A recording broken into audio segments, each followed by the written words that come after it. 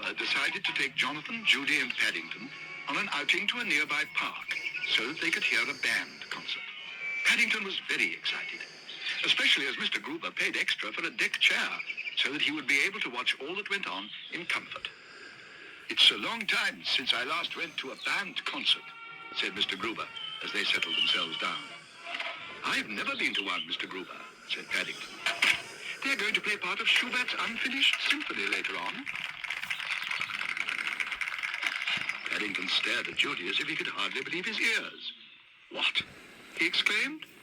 "Mr. Gruber paid 5 pence for my deck chair, and Schubert hasn't even finished writing his symphony?" "Well, it's too late now," said Jonathan. "He died in 1828. But Paddington wasn't listening. 5 pence, he exclaimed bitterly. "Shh," began Judy. "I think they're about to start playing again." But it was too late. Paddington was feeling so upset by the whole affair, he was already on his way to complain. "Excuse me," he announced. "I would like to see Mr. Schubert, please." "Mr. Schubert? I don't know any of that name, dear. There's a Bert what sees to the deck chairs, but it's his day off today. Do you know a Mr. Schubert, Glad? There's a young bear gentleman out here asking for him. Sounds like one of the musicians. They usually has funny names." "He wrote a symphony," said Paddington, "only he forgot to finish it." "Oh, dear. I'm sorry about that. It's too bad. No one does anything proper these days. If you want something done, you're best doing it yourself. If I were you, I'd go and wait under the bandstand. You're bound to catch them when they come off." Paddington needed no second bidding. He hurried off to the bandstand as fast as his legs would carry him. And after giving the back of the conductor's head a very hard stare indeed, he made his way in through a door in the side. "Let me off! Oh, dear," said Judy. "I do wish Paddington would hurry back. I've never known such a bear for disappearing." "There's a surprise item next," said Mr. Gruber. "I hope he doesn't miss that. Young Mr. Brown does love surprises." "Gosh," cried Jonathan, "look, there's something funny going on in the bandstand."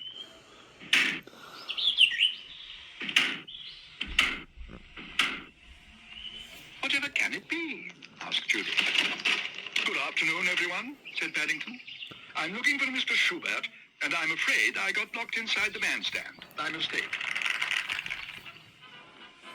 "Well," said Mr. Gruber, as they stood waiting to cross the road later that afternoon, "they said it was going to be a surprise item, but I don't think anyone, not even the conductor, bargained for quite such a surprise. It's a good thing somebody started the applause. Otherwise, there's no knowing what would have happened. I wonder who it was." But Mr. Gruber didn't answer. Instead, he pointed to the band. "Why don't you give them a wave, Mr. Brown?" he said. Paddington did as he was told, and he added several bears' cheers for good measure. "I think the man in charge saluted me, Mr. Gruber," he announced excitedly. "I have a feeling he did too, Mr. Brown. If I were you, I'd make a note of it in your scrapbook. I don't suppose it happens every day, and it's a very good way to round off a young bear's treat in the park."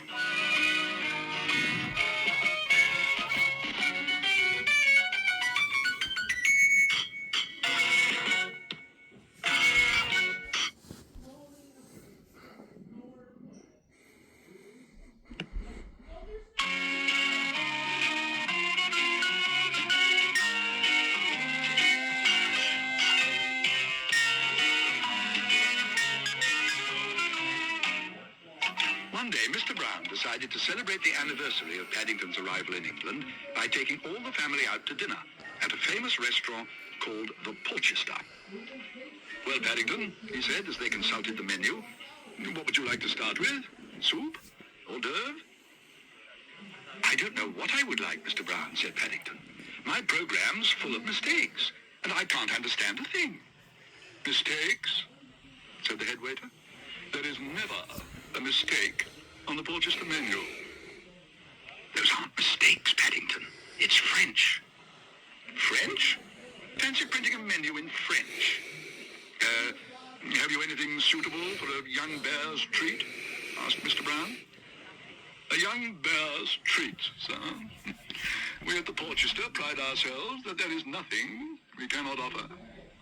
In that case, said Paddington, I'll have a marmalade sandwich to be going on with. I beg your pardon, sir. Did you say a marmalade sandwich? Yes, please, said Paddington, with custard. With custard? You did say there was nothing you couldn't offer. Marmalade sandwich for the young bear, gentlemen, with custard. One marmalade sandwich with custard. Una marmalade sandwich with a custard. Mamma mia! Perhaps, sir, you would care for some hors d'oeuvre while it's being prepared. Yes, please, said Paddington. I don't think I've ever had horses' duvers before. It looks very good value. Oh, dear, groaned Judy. Paddington, you're not supposed to eat it from the trolley. Perhaps the young gentleman would like some custard with that, too. Paddington gave the man a hard stare. Custard with sausages? He exclaimed. No, thank you. Besides, I think I've lost one of my onions. They're a bit difficult with paws. I picked it up like that and... Oh dear. I think it's done it again. It sounds as though someone's found it. He would have to be carrying Paddington's marmalade sandwich, said Mrs. Bird. We shall never hear the last of it. Oh dear, Henry, said Mrs. Brown. We've only been here 3 minutes and just look at the mess. But Mr. Brown was much more bothered by the look on the head waiter's face. I'm afraid, said the man, I must ask you to leave. Ordering marmalade sandwiches with custard. Helping yourselves to the hors d'oeuvre trolley. Throwing onions. You get the restaurant a bad name with the other diners. Nonsense. If that bear goes, I go. I'm one of the other diners, and I'm not upset. Best thing that's happened in years. Place needs brightening up. Too stuffy for half. I'll have a marmalade sandwich, too, with double custard. Yes, Sir Huntley. At once, Sir Huntley. One marmalade sandwich with double custard. One marmalade sandwich with double custard. Una marmalade sandwich with a double custard. Allow me to introduce myself. I'm Sir Huntley Martin, the Marmalade King. I've been in marmalade for 50 years. Paddington licked his lips. Fancy being in marmalade for 50 years, he exclaimed. And I've been coming here for 40 years. Perhaps you'd allow me to join you. I know some good things for a young bear's treat. Here we go again, said Jonathan. Bears, said Mrs. Bird, always fall on their feet. I think, said Paddington happily, everyone ought to have an anniversary, at least once a year.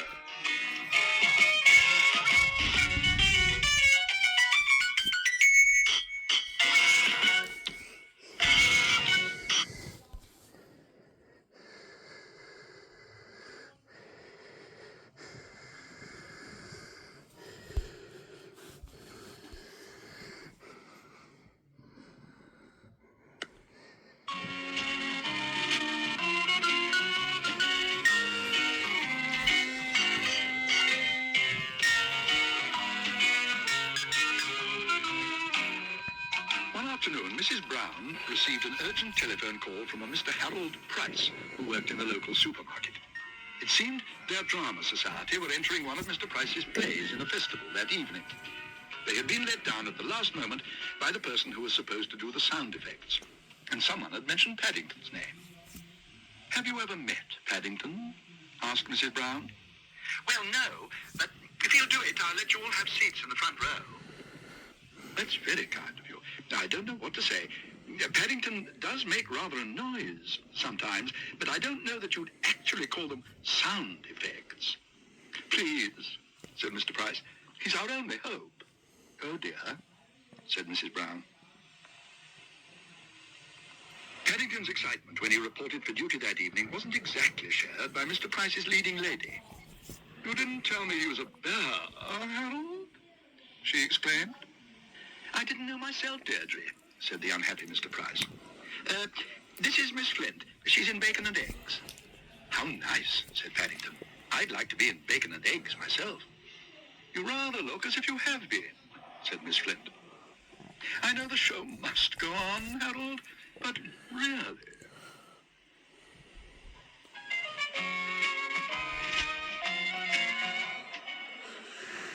But as the evening wore on, even Miss Flint had to admit that Paddington was doing a very good job indeed. Following the script carefully with his paw, he was kept very busy, making the effects of horses' hooves with his coconuts every time the villain arrived at the castle. Not to mention thunder, pouring rain, and creaking drawbridge noises. And if sometimes the sound of clanking chains got mixed up with the cry of a banshee, no one really minded in the general excitement.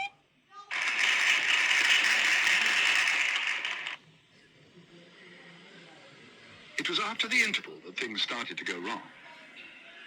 Mr. Price, who had appeared in the first half as a butler, suddenly reappeared down the chimney disguised as Father Christmas. And as far as Paddington could make out, he was having trouble with his lines. I had hoped to bring thee glad tidings, but alas, I am undone, for I have lost the secret plans. You what? Exclaimed Miss Flint. What on earth have you done with them? I do not know. I must have put them down somewhere. Nice weather we're having for the time of year. Hast thou read any good books lately? Don't worry, Mr. Price, called Paddington.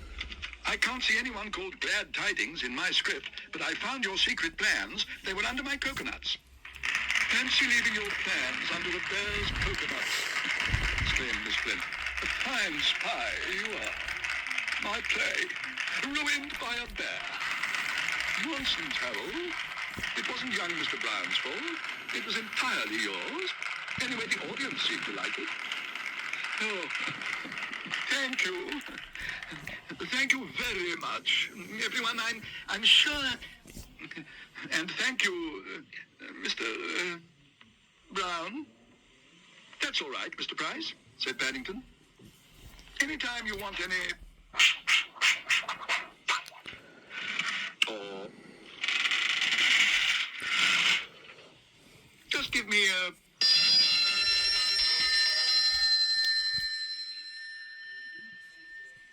And I'll be round before you can say, marmalade sandwich.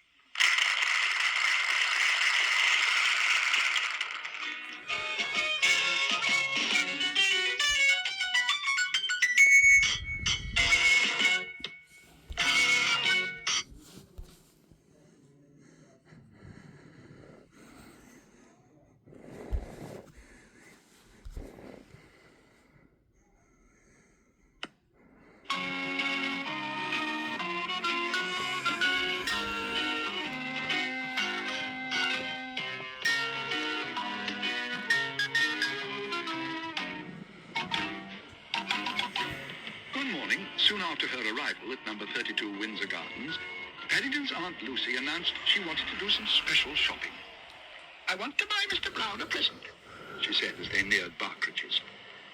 How about some pipe cleaners, suggested Mrs. Brown. He's always running out. Pipe cleaners? I want something better than that. Besides, I'd like something you can all enjoy. How about something for a boat? Daddy's been talking about buying a rubber dinghy for the holidays for ages now. That, said Aunt Lucy, sounds like a very good idea indeed.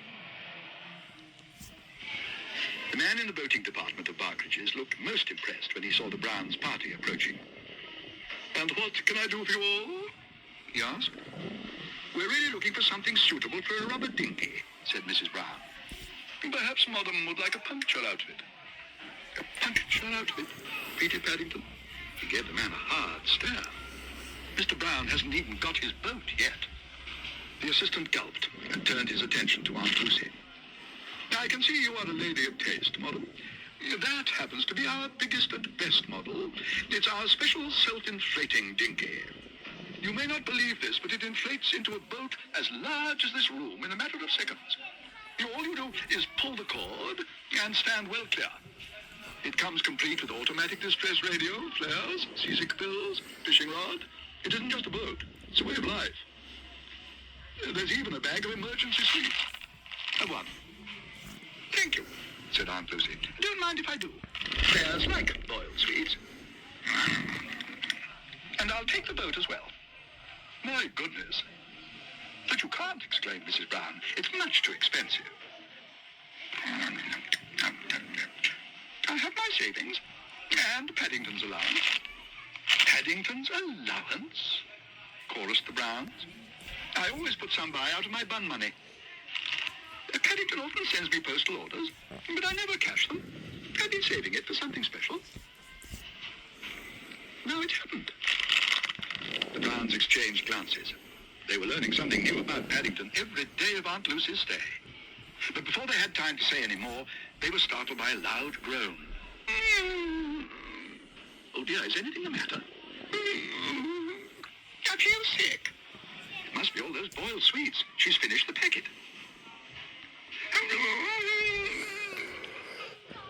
Perhaps a seasick pill will do her good, exclaimed Paddington. I'll get one. Watch out. It's all right, I can see them. I'll just... Oh. Oh dear, said Paddington. I think I must have pulled the wrong string by mistake.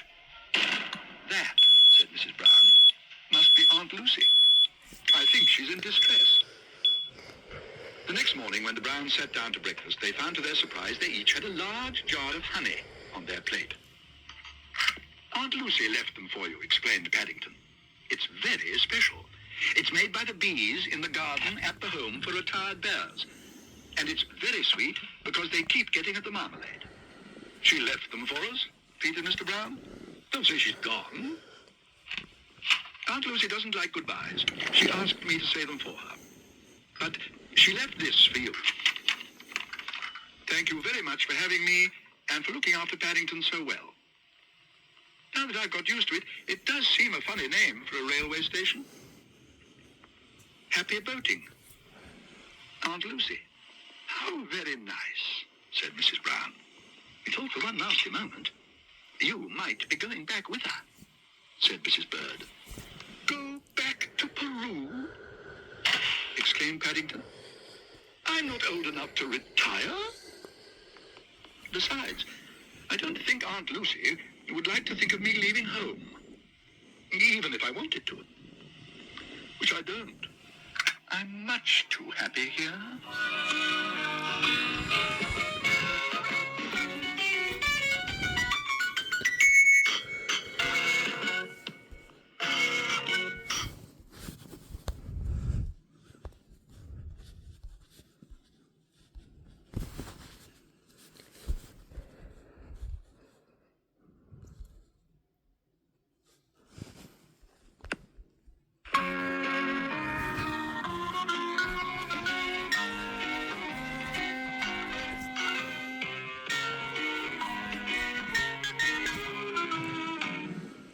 One day, Paddington was opening his morning mail when he came across a letter inviting him to a rugby match. It seemed the Peruvian Reserves were playing a charity match against the Portobello Wanderers. You can borrow one of my old rattles if you like, said Jonathan. It had better work both ways, said Mrs. Bird. Don't forget, Paddington's loyalties will be divided. My loyalties are going to be divided? Exclaimed Paddington in alarm. What do you mean? Well, said Judy, you won't know which side to cheer on. Half of you will want the Portobello Wanderers to win, and the other half the Peruvian Reserves. Paddington considered the matter for a moment. Perhaps, he announced, I'll have 2 rattles, just to make sure. Paddington had never been to a rugby match before, and he was most excited as first one side seemed to be winning, and then the other. It's what's known as a compromise, Mr. Brown, he explained. Sounds like a ghastly noise to me, said Mr. Brown. But gradually, as things settled down, an air of gloom fell over the ground. It was a hard game, and first one and then another of the Peruvian side were carried off the field with injuries. Paddington grew more and more upset, and he gave the referee several hard stares through his opera glasses. Oh dear, said Jonathan, they don't stand a chance now.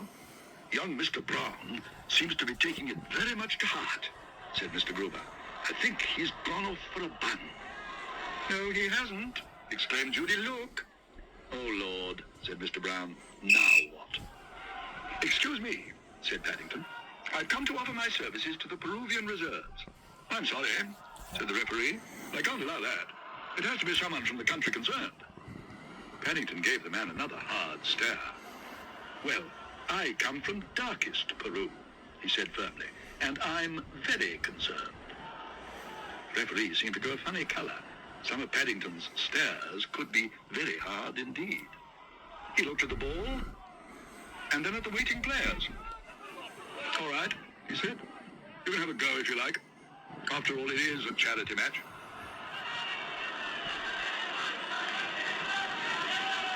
Paddington needed no second bidding. Before the referee had time to change his mind, he picked up the ball and threw it into the middle of the scrum. And he stood back to await developments. Thank you very much, he began, raising his hat politely. Watch out, cried Jonathan. Too late, moaned Judy. Paddington sat up. He'd known rugby was a rough game, but never in his wildest dreams had he pictured it being quite so rough, and he could quite see why so many players had been carried off the field. But before he had a chance to say help, let alone get up, the pounding of feet grew louder again. Here you are, shouted a voice. Catch! Paddington fell over backwards in alarm. I don't want it, thank you very much, he cried. Oh dear, I can't watch, exclaimed Judy, as Paddington scrambled to his feet and hurried off down the field as fast as his legs would carry him. Don't worry, said Mr. Gruber. He hasn't got the ball in him. He jolly well has, cried Jonathan. Look. He had it under his duffel coat all the time. No wonder the other players couldn't find it. Good old Paddington, he scored a try. They've won the match. Crikey. What's up? Began Judy. Oh. Will someone please tell me what's going on? Said Mr. Brown.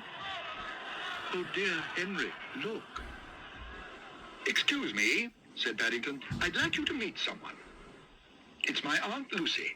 She's come all the way from the Home for Retired Bears in Lima with the Peruvian Reserves Supporters Club.